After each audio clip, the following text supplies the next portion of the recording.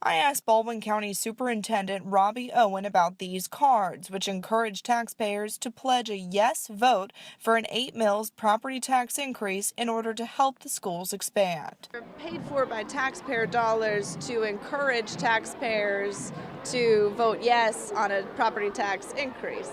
Yeah, well, we need to have a way to contact people that are, for this endeavor. So, that's a normal thing, to have a way to get with those people that are rallying behind the endeavor. School officials tell me spending money on flyers like these is appropriate because it's serving a public purpose.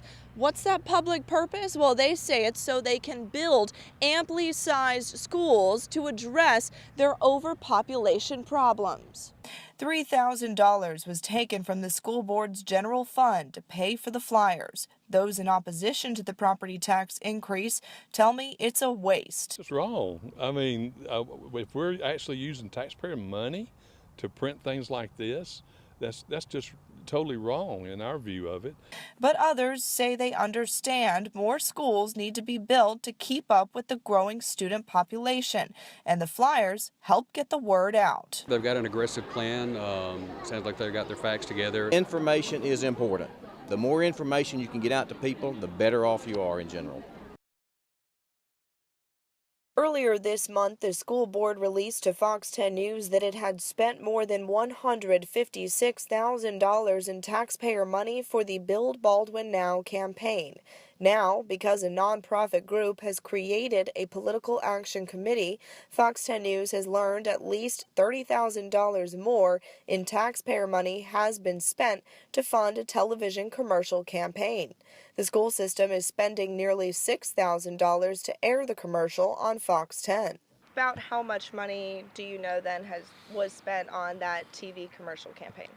Well, I think the TV commercial was a very important thing because every community meeting that we went to, we were told that you've got to do a better job getting the word out. Not all of the people out there are parents. You know how to get to parents, but do you know how to get to the rest of the community? Well, the way to do that is television, and that's the reason that a television buy was made. Okay, but you didn't answer my question. How much money was spent on the TV ad campaign? I've not seen that invoice, but I can tell you the Baldwin County Education Coalition most likely spent $30,000 on that. You would have to ask them about those expenditures. I do know that television doesn't come cheap. David Cox is the only school board member against using taxpayer money for the campaign. He says he's glad the Political Action Committee was formed. I and several others had requested that we be as transparent as possible, and as far as I know, this was the best way for them to do it. While no other school board members would comment about the PAC, I was able to speak with Superintendent Robbie Owen about his position on how the PAC is creating more of a transparent avenue for the board to use taxpayer dollars. I do. I feel like it gives us an avenue for transparency, and it's what we've tried to do, with everything we've done. From day one, since I've been superintendent, we've tried this transparent avenue from our, website where you can see what we've spent, and that's our intention. Yes, to be transparent, but mainly we want to get the word out to our constituents, to the people of Baldwin County, what our message is. We just need strong schools to build strong communities and build a better Baldwin. This is a Fox 10 News special report. The beautiful beaches, the Eastern Shore serenity, the familiar farmlands, all part of Baldwin County. Some call it a piece of paradise, but that paradise comes with a price. I can understand their challenge in dealing with the tremendous growth that we are having here. Like it or not, they're coming. And they're coming fast. This cramped classroom used to be an IT closet. This classroom used to be the assistant principal's office. Some schools bursting at the seams, so school leaders have come up with a solution to the problem. Build more schools. But that too comes with a price. The total cost is expected to be $350 million, and that would be paid for through a property tax increase. Baldwin County's quality of life and public schools are second to none. So they're asking for more of your hard-earned money. And there's controversy in the campaign.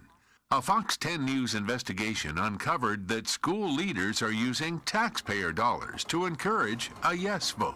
This is not taxpayer dollars. This money has been given to the school board to benefit the children of Baldwin County. This is their money. This is their children's money. They're tax dollars, and they're there for a specific reason, and that's not to promote more taxes. So, what will it be? Yes or no? Tonight, we're committed to giving you both sides of the issue. Information to help you decide. This is a Fox 10 News special report, the Baldwin County tax vote. And the countdown is on in Baldwin County. We are a little more than 4 days and 13 hours away from the polls opening for that much anticipated Baldwin County tax vote. It doesn't get much bigger than this. Hi there, everyone, and thank you for staying with us. I'm Lenny Slagan. And I'm Bob Grip. Thanks for joining us for this Fox 10 News special report. We have a lot to get to in the next 30 minutes. And we're committed to bringing you both sides of this issue. And we have a team of reporters covering this story tonight. We'll start with Hal Sherrick, who is live in Fairhope. Hal, it's safe to say this vote has really divided Baldwin County.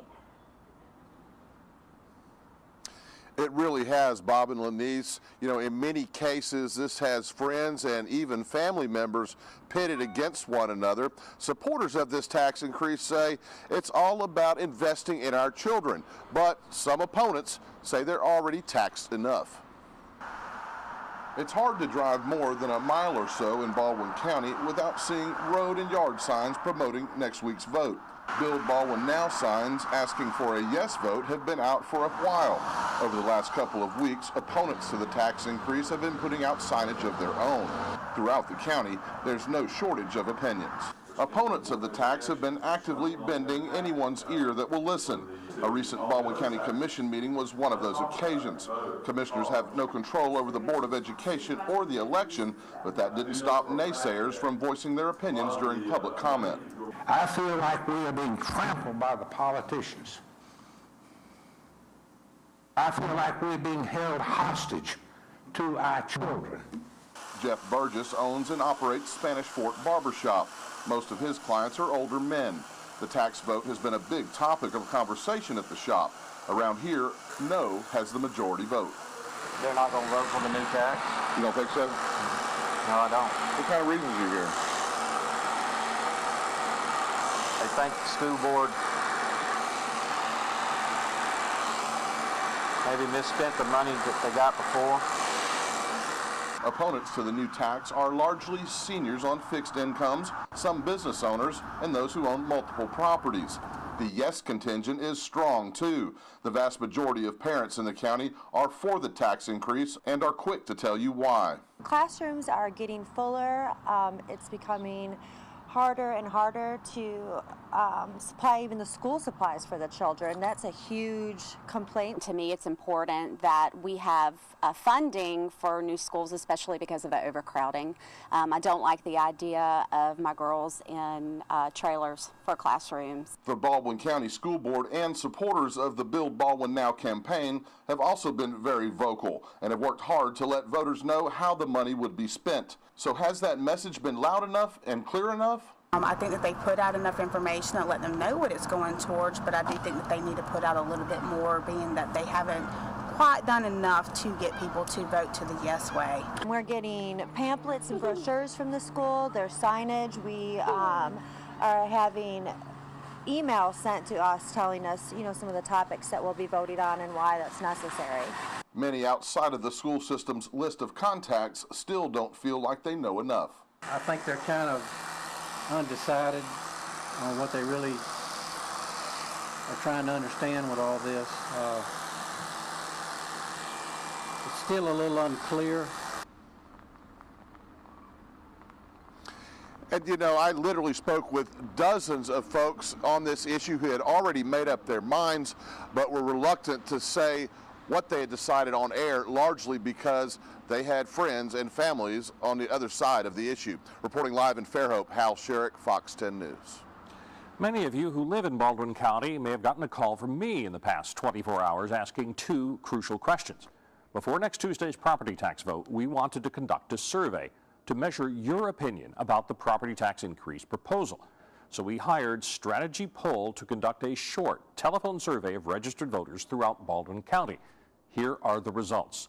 Among the more than 4,000 respondents, 63% said they would vote no, while 37% said they would vote yes. We also asked people how likely they are to vote. Those who said they are doubtful to vote also had the highest no percentage at 74%. Jonathan Gray of Strategy explains why that combination means the question is still undecided. It's all about voter turnout, Bob. What you're looking at here is people that are going to come vote on Election Day. It's very different than me calling you on your couch and asking you how you'd vote. You've got to actually find time in your day and go stop your schedule and get out and go vote. That's very different. The poll has a margin of error of plus or minus 2%. As Gray pointed out to me, there is a difference between people sitting at home answering a poll and those actually leaving their house on Election Day and voting. That's where he says the mystery of an election kicks in. At 9 o'clock, we'll go into more depth in those poll numbers. So just how much would this proposed tax increase cost Baldwin County taxpayers? Two very different figures out there. Opponents say $400, while the school systems say it's more like $147. So we decided to do the math, and here's the deal. This is an $8 million property tax increase that will apply to taxable property. That means homes, vehicles, boats, and trailers. The majority of the generated revenue will come from taxes collected on the value of your home. So if you own a $100,000 house, it works out to around $80 more a year in your tax bill. It's $160 per $100,000 of appraised value for businesses. And when you renew your tags on your vehicles, trailers, or boat, you'll notice a $12 increase per $12,000 of appraised value. Now, the changes kick in October 2016. That's if the property tax increase gets approved. Baldwin County currently receives $12 million from property taxes. With the additional $8 million increase, it's still near the bottom of the list when you look at what other schools get. For instance, Mobile County gets $29.5 million compared to Hoover's $46 million and Mountain Brook's $52.9 million. Baldwin County school leaders want to use those extra mills to build new schools and add more square footage to existing schools. They put together a 10-year plan, even though this is a 30-year tax increase. The total cost to taxpayers over 10 years is about $350 million. A large chunk of that, about $140 million, would be used on projects over the next 1 to 3 years. Those projects include a new elementary school in Bay Minette, a new K-8 school in the Bell Forest area, and a new high school in Gulf Shores. If you want to see the entire plan, you can head to our website, fox10tv.com. And the proof is in the numbers as to why all that additional space is needed. School records show a 25% increase in student population over the last 10 years. And that overcrowding issue is very evident at one elementary school. Fox 10 News Baldwin County reporter Will Robinson-Smith has the story from Elsinore.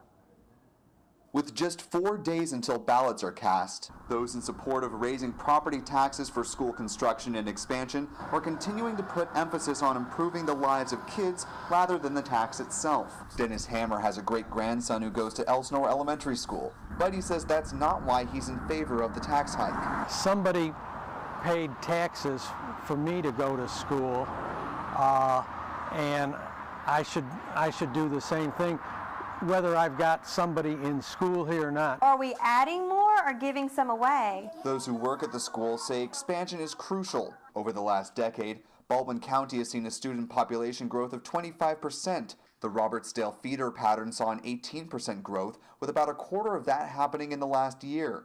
Jessica Walters has taught kindergarten in one of the portables since September. You are an artist. When I spoke with her, the kids were working on an arts and crafts project. A perfect example, she says, of the challenges portable teaching presents. There's not any storage, hardly. I mean, I have things piled all around the room. When they finish an art project, it's all stuffed on top of their cubby, so there's just not a lot of storage space for the teachers to use. What do I do next, Jasper? Christy Lyles teaches first grade in the main building. She says there's also a sense of community lost when dealing with portables. Being in a main building, it's not only builds a community with the teachers, but it builds a community with the students too. When you're in a main building, the students are able to work more together, the teachers are able to work more together. When you're out in a portable, you're basically on your own.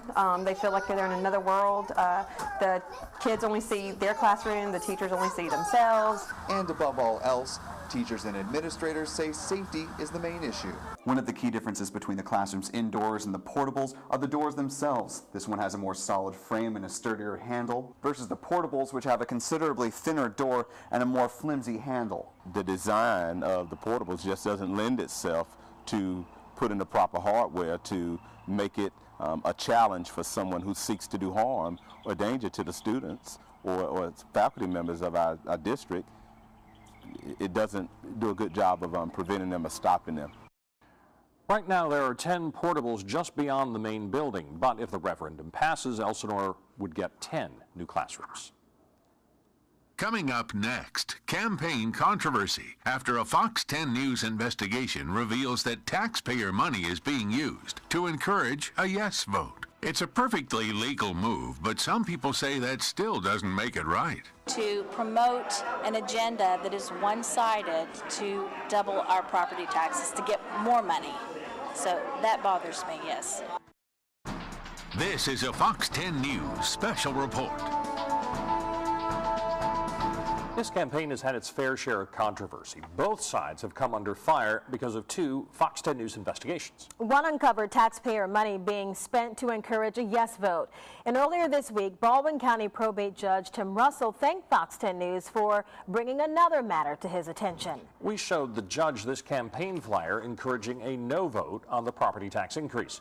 After looking it over, the judge said the flyer appeared to be illegal because it doesn't state who or what entity had paid for it. Russell told us he was going to notify the Secretary of State's office about that violation. Now, it turns out a group called Educate Baldwin Now distributed those flyers. The group also has a Vote No website. The day after our story aired, the group sent us a statement that read in part, "Many or any failures, I should say, were not intentional, and Educate Baldwin Now is willing to make a good faith effort to correct such failures." Baldwin County School Board has also come under fire for its campaign strategy. That's right. 2 weeks ago, the school board was criticized for ordering its school buses not to gas up at 2 gas stations owned by a vocal opponent to the tax increase. And a week before that, Fox 10 News uncovered that the school system had used more than $156,000 in taxpayer money to encourage a yes vote. Fox 10 News reporter Katie Weiss made that discovery. Katie, you've since learned that numbers has gone up even more. It certainly has, Bob and Lenise. This is a financial form here from the Political Action Committee, the Baldwin County Education Coalition, formed earlier this month. And it shows the school system has now spent some $210,000 in taxpayer money on the Build Baldwin Now campaign. Our investigation began when Fox 10 News noticed these voting pledge cards. We asked the Baldwin County Board of Education how much it spent on the flyers. Only $3,000 taxpayer dollars was the answer. In favor, say aye. As I continued to press the school board about its use of taxpayer money for the Build Baldwin Now campaign, the board ultimately released this breakdown of expenditures.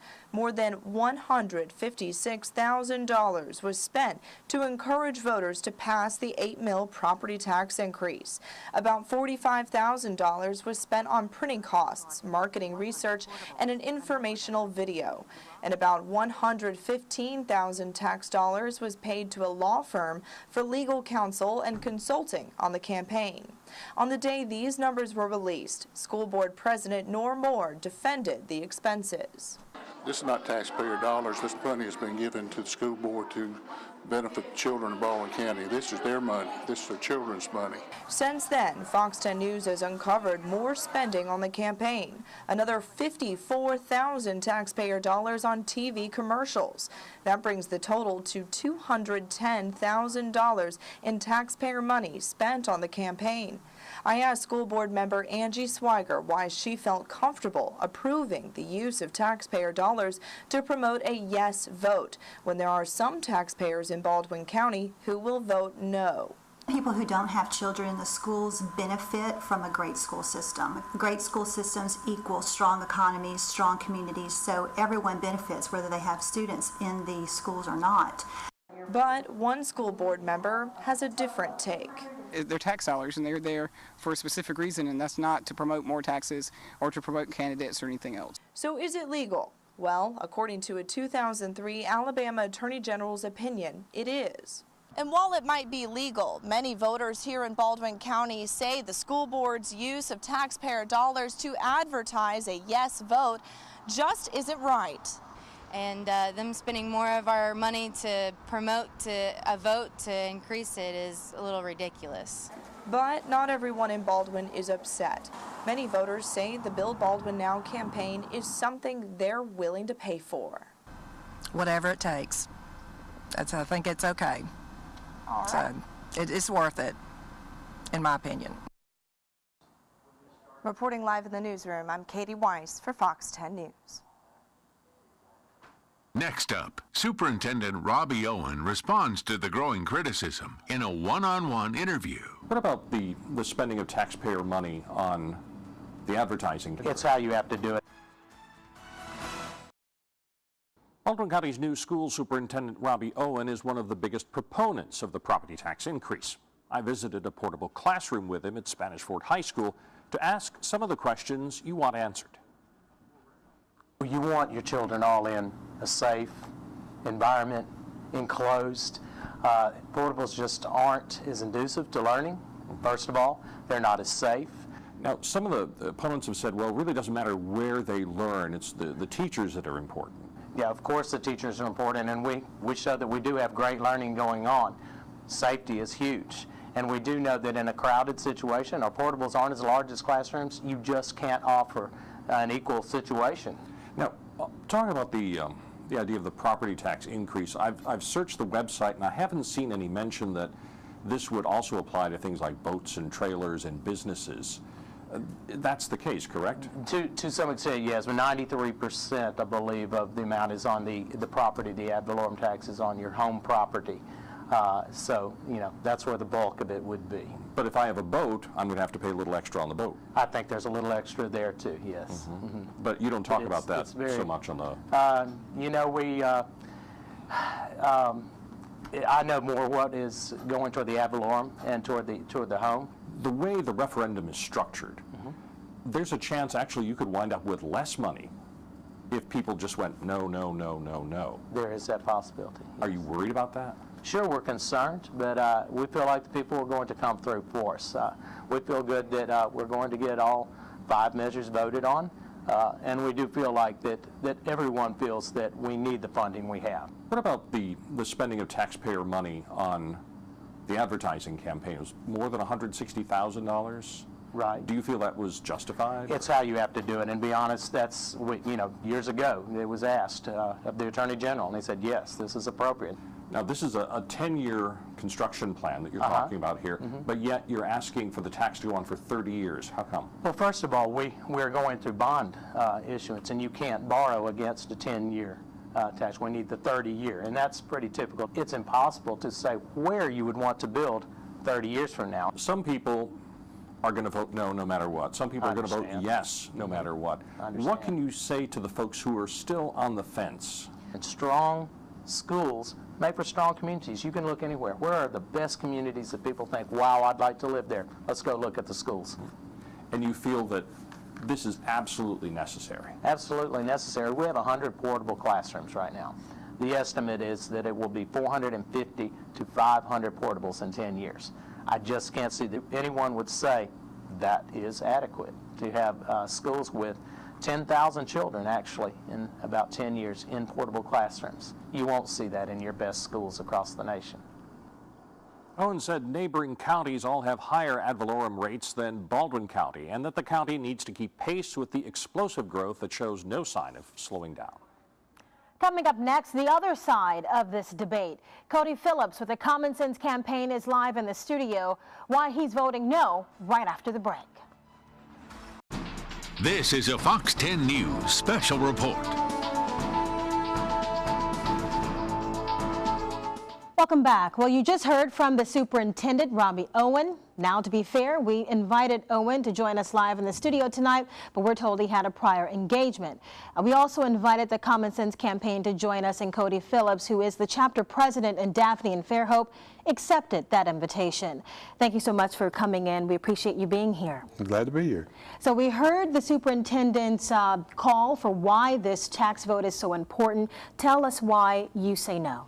Well, we say no for some specific reasons. You know, we agree with portables that we need to do away with, and we agree that there needs to be safe and secure facilities. However, we believe that there's been so much mismanagement over a number of years that they could have actually started addressing this when the first portable was placed on any of the school properties and start looking at raising money at that time. Instead, now we're where we're at, and we believe that they're the ones that created it, but yet the taxpayers are having to pay for it. So your position is mismanagement is what got us in this position. Those in favor of the tax increase, however, say that your group is just against progress in the county. How would you react to that? Oh, no, not at all. Matter of fact, I saw a press conference today in which there were remarks about you know, good schools bring good business and population increases. Well, we've already seen there is population increases with the portables, so you can kind of disregard that statement because people have moved here because of the quality of the teachers and the education, regardless of the portables. But there is that increase, and the county continues to grow. They're receiving less funding. How do you suppose they go about making sure that students are getting adequate education in a safe environment if this tax does not pass? Well, I think that if it does not pass, you know, of course, let me state that we are for the renewals, the 7 mil renewal. And we've been trying to tell everyone to please vote for the renewals. We're against the 8 mil because it was way too much to ask for at this moment in time, especially with, as we've learned today, all the taxes that Governor Bentley is bringing to the county and to all the households. So, you know, that's going to be something added that is going to be taken out of their pocket. I've got time for one more question. I want to get this in. It goes back to our poll. An enormous amount of people say no on this. Do you think that's going to create a rally for the yes voters? No, I don't think so. The more and more I hear people in emails and so forth who tell me they're going to vote no because there's that lack of transparency, and it's a big perception that is really hurting the school board. And we've asked for them to be more transparent and open with everything, but they haven't responded to our questions. All right. Well, thank you so much, Cody Phillips, for joining us. Thank you. Coming up next, we're breaking down the ballot because there's more than one yes or no question. What you need to know before you go into the voting booth. Fox 10 News is committed to making sure you know what you're voting on before you step into the booth. We think it's important to point out that there are 5 separate issues on Tuesday's ballot. So let's are 3 tax renewal questions on the ballot that carry a total of 7 mils of property tax. The final 2 items on the ballot represent the proposed new taxes for 8 mils of property tax. All the taxes would be in effect for 30 years. Now, the polls are open Tuesday from 7 a.m. until 7 p.m. Polling places for this election, and there are 46 of them, will be the same as for other countywide elections. The deadline to apply for an absentee ballot just passed at 4:30 this afternoon.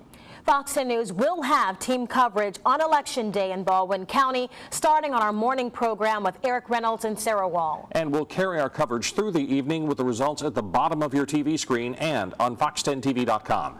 And we'll bring you live reaction to those results on Fox 10 News at 9 p.m.